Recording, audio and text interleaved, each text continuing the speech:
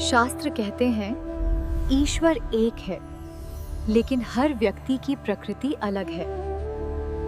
क्या आपने कभी सोचा है कि हर इंसान की भक्ति एक जैसी क्यों नहीं होती?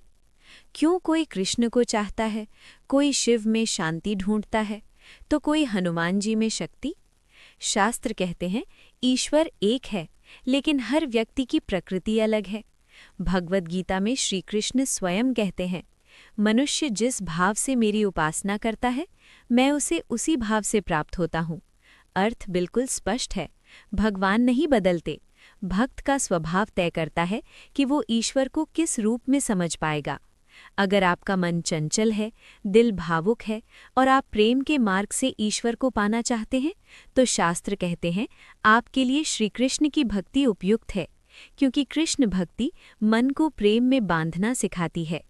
अगर जीवन में डर है, असुरक्षा है या बार बार संकट सामने आते हैं, तो रामचरितमानस कहता है हनुमान जी का नाम भय को शक्ति में बदल देता है। हनुमान भक्ति आत्मविश्वास और साहस जगाती है। अगर जीवन में बार बार विघ्न और रुकावटें आती हैं, तो गणेश पुराण कहता है हर शुभ कार्य से पहले श्री गणेश की उपासना अनिवार्य है, क्योंकि वही विघ्नहर्ता है। अगर आपके भीतर क्रोध है, संघर्ष है या मन अशांत रहता है, तो शिव पुराण बताता है भगवान शिव की भक्ति विष को भी शांति में बदलना सिखाती है।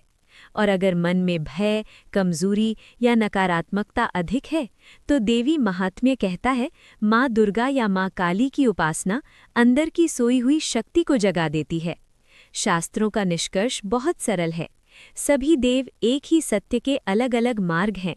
इसलिए सवाल ये नहीं है कि कौन सा भगवान बड़ा है, सवाल ये है आपका स्वभाव किस मार्ग पर चलता है।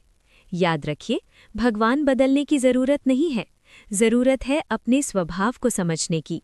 शास्त्र कहते हैं जो मार्ग आपके स्वभाव से मेल खाए वही आपकी सच्ची भक्ति है, प्यार। तो बताइए, आपका स्वभाव किससे मिलता है? कृष्ण, शिव, हनुमान या शक्ति? कमेंट में